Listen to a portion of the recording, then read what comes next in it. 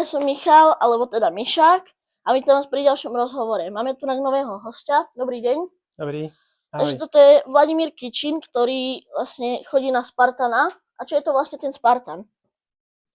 No, Spartan je prekážkový beh, čiže beží sa v lese, v horách, po svahoch, po meste, po vode, po blate a prekážky. To znamená, že sú tam prekážky také rôzne. Šplhá sa, ručkuje sa po rôznych železných konštrukciách, po kruhoch, brodí sa vo vode, plazí sa, nosia sa rôzne bremená, vrecia s pieskom, vedrá s pieskom, také obrovské betónové gule, tie sa nosia buď takto v rukách, alebo je tam taká reťaz a preskakujú sa rôzne prekážky, preliezajú sa prekážky.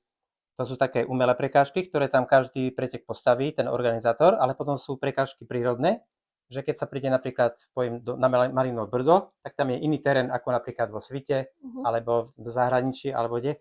Čiže potom sa využívajú také miestne prekážky. Tam je nejaký veľký kopec, za ten kopec príde bager, vybagruje obrovskú jamu, požiarníci do toho nalajú vodu, je z toho perfektné bahno a v tom bahne sa napríklad brodíme, alebo sa ešte aj dokonca plávame v ňom, alebo tak. Tak to musí byť dosť ťažké.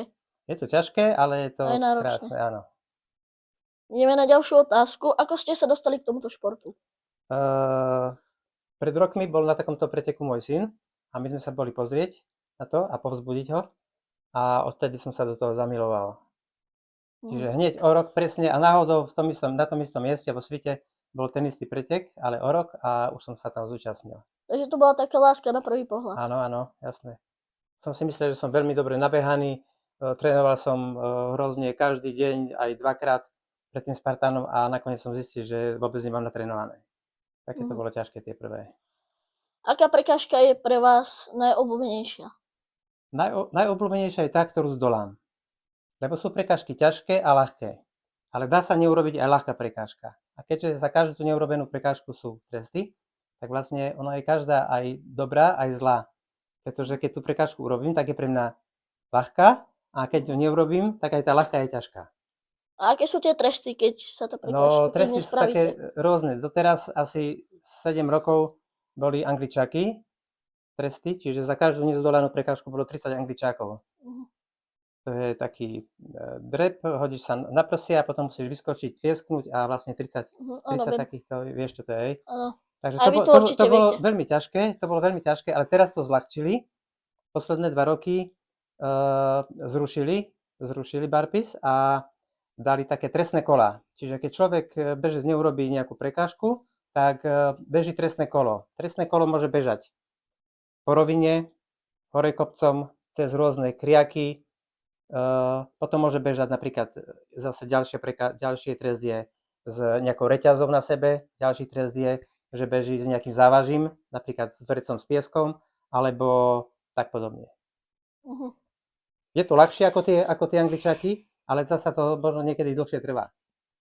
Takže ľudia, určite ste si mohli všimnúť, že tak máme takúto príľbu napríklad. Ja tak to zoberiem a ukážem. Nech sa páči, nech toto máte. A máme tu aj medaily. Tak napríklad zoberiem túto a môžete nám povedať teda dačo o nejak. Toto je moja prvá medaila z prvého preteku v 2017 vo Svite. Čiže to je to, čo som si myslel, že som aký namakaný a pritom som dosť nevládal. To bolo teda cez nejaký sneh? Áno, to bolo v zime, to bolo v januári, asi neviem aký mesiac, ale bolo snehu a bolo asi minus 6 stupňov a také ešte všetko bolo zamrznuté, všetky prekážky boli zamrznuté, taká osuheľ sa robila na nich a tak. A máme tu ešte vlastne také dve zaujímavejšie, ktoré sú väčšie. Všetky sú zaujímavé, ale tieto sa mi najviac asi páčia. To je takáto. A toto je odkiaľ vlastne? Toto je asi najvzácnejšia, lebo som tým získal najväčší úspech a to je z minulého roku z majstrovstiev sveta na Hvare v Chorvátsku, kde som bol tretí, čo bolo niečo pre mňa úžasné, lebo sa mi to tam tak vydarilo, že som porazil takých ľudí, takých bežcov, čo som ich málo kedy porážal, skoro aj vôbec.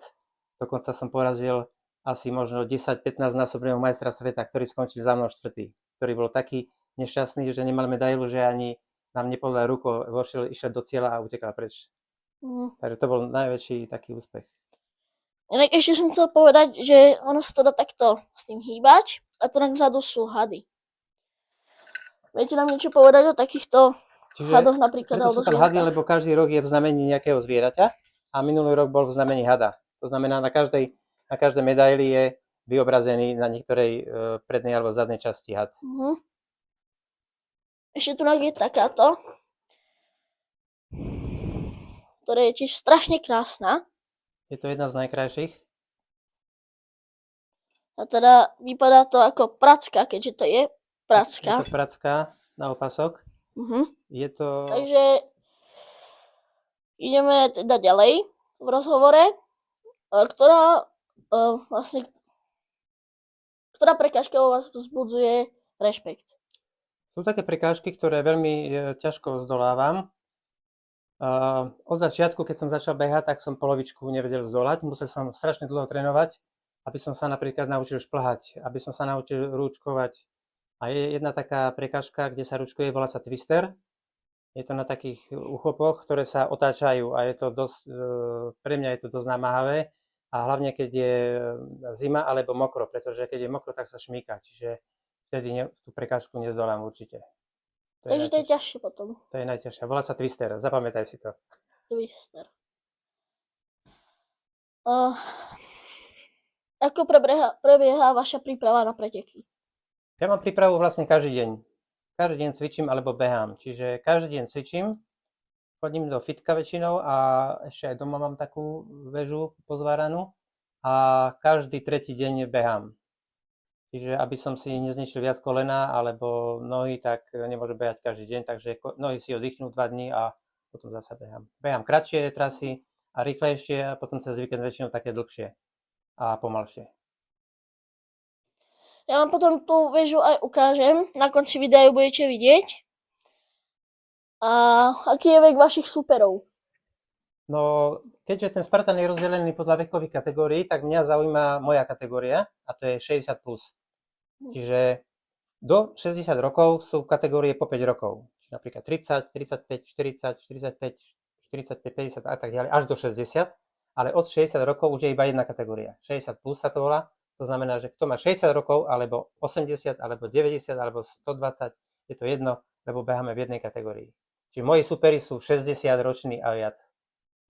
Ale môžem povedať, že takých superov, takých starých už ako ja, už na Slovensku je iba jeden. A v Európe, čo som zažil za posledné roky, možno 1-2. Takže ich je málo. Málo, ale zasa tých 60 ročných je veľa. Čiže ja mám 66 a ten druhý najstarší má 70 a potom ešte jeden taký Talian 70 ročný, ten je dobrý. A ostatní majú vlastne menej ako ja, ale majú nad 60. To sú moji superi. A môžem povedať, že sú dobrí, že trénujú takisto každý deň a sú dobre namakaní. Takže tvrdo trénujú. Áno. Kto alebo čo je vašim motivátorom? Mojím motivátorom sú všetci, tí moji 60-tníci, lebo každý je v niečom dobrý. Jeden má obrovskú postavu, ten robí triatlon. A ten je holohlavý a má vypracovanú postavu ako 20-ročný. Ďalší je taký malý, šedivý a ten je strašne dobrý bežec. Ten ma dlhé roky porážal, až teraz ho porážam asi 2 roky. Ale najlepší je Poliak. Ten Poliak, ten je aj dlhý, aj svalnatý, aj šlachovitý, a je druhý najlepší bežec asi v Európe. A potom je ešte jeden Maďar, to je taký mladý, ten má iba 60 rokov, ten iba teraz prišiel k nám a ten je takisto nenormálne dobrý bežec. S tým sa stretnem zajtra v Maďarsku. A sú ešte takí viacerí, ale ako v podstate všetci sú moji takí, čo ma ťahajú dopredu, lebo ich chcem poraziť. Áno.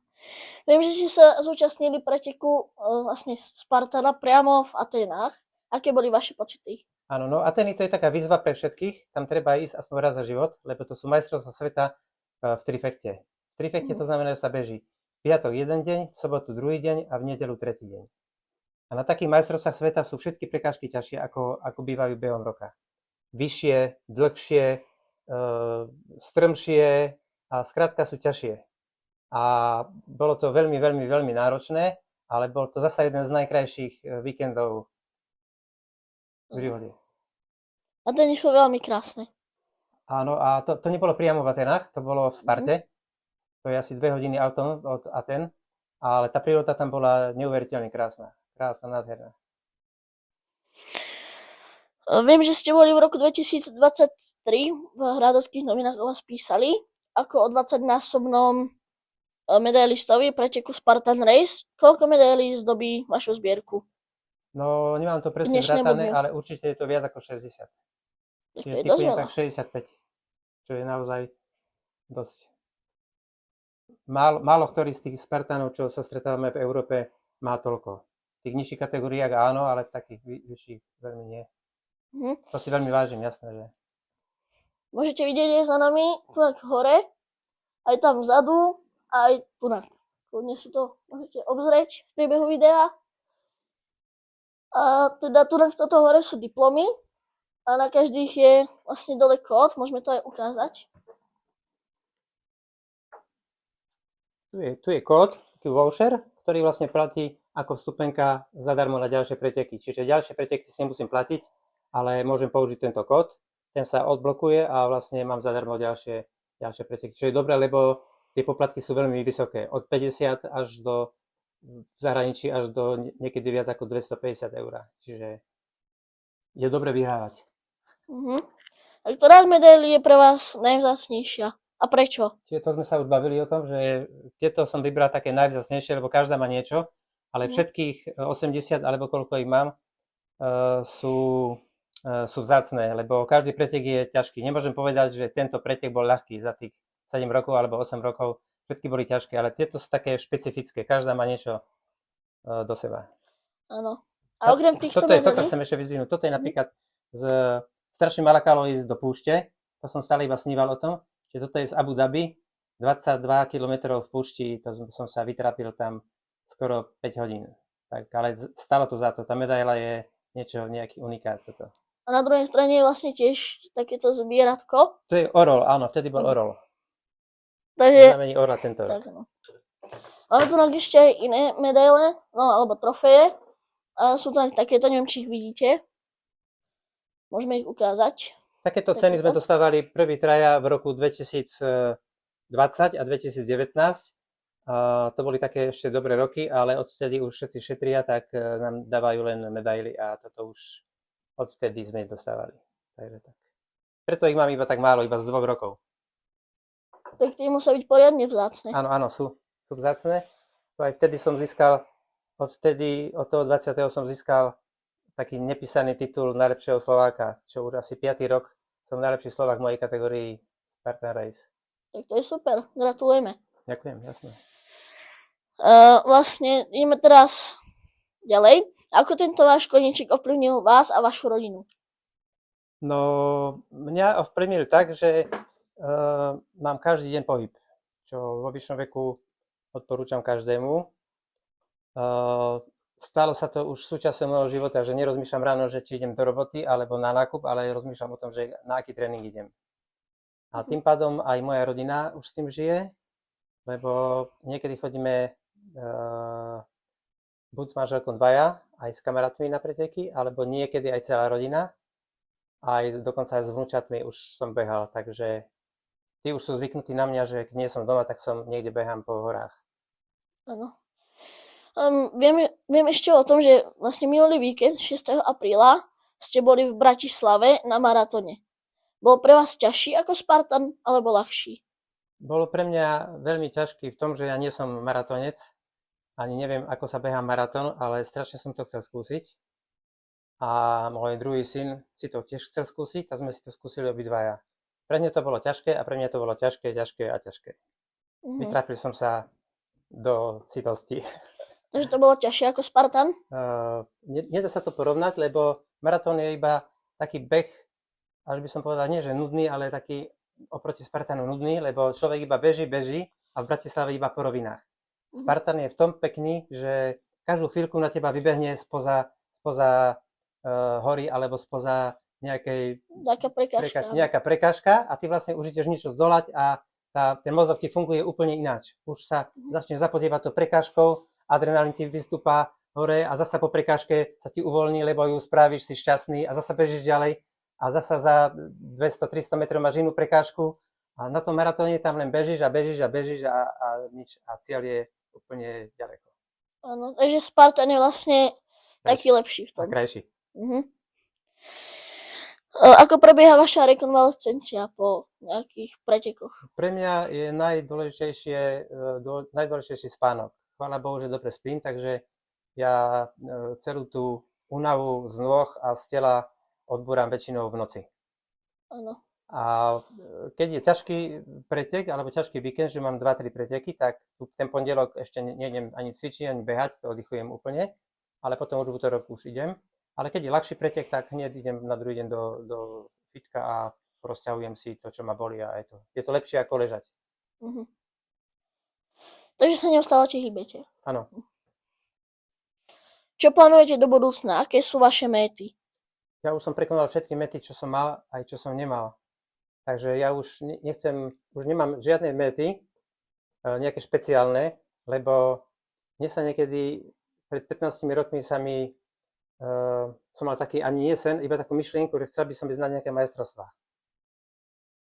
A to sa mi splnilo, tým pádom ja už som všade som bol, dá sa povedať. Jediná meta, čo je taká, že byť zdravý, lebo keď si zdravý, tak môžeš behať aj zajtra, aj pozajtra, ale keď nie si zdravý, tak vlastne všetky mety potom padajú. Každý rok som si dal taký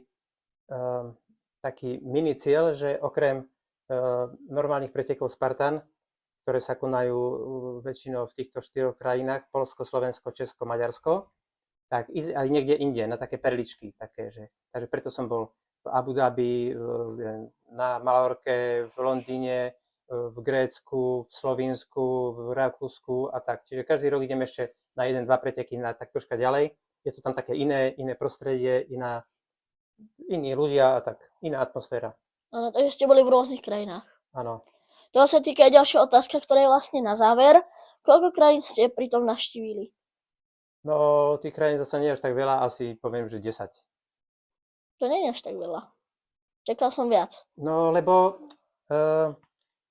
gro tých medailí je ten Spartan sa tuto beha taká, volá sa to CEU ako Central Europe, ako centrálna Európa, čiže tie preteky sú každé 2 týždne približne v Slovensku, Česku, Poľsku, Maďarsku. A tak sa to opakuje, každé 2 týždne sú niekde inde. Čiže zajtra idem do Maďarska, potom bude na Slovensku zasa. A čiže to gro je tuto. Preto vlastne točím 4 krajiny dookola. Ale potom vlastne okrem tých 4 som bol vlastne tých, čo som spomínal, to sú možno ďalších 6 takých vzdialenejších. Áno. Takže viac ako 10 asi nie. Stačí aj to. Ešte tak nakoniec, čo by ste odporúčili našim divákom, ktorí ešte váhajú, že či majú ísť na Spartana alebo nie? Odporúčam to, čo som ja urobil, že pozrieť sa na prvého Spartana a keď ťa to chytí, tak ťa to bude držať ďalších 20-30 rokov. Takže dúfam, že ste to počuli a tak. Takže... A ešte môžem povedať toto, že stačí pozrieť video, hoci kde na YouTube, hoci ktoré video, pretože na videu sa to zdá úplne ľahké, že to je. Čiže treba si najprv to vyskúšať na nečisto doma, v obývačke, pozrieť sa, že aké to je a potom to ísť vyskúšať. Takže si to najskôr skúste v obývačke na gauči a potom chodte.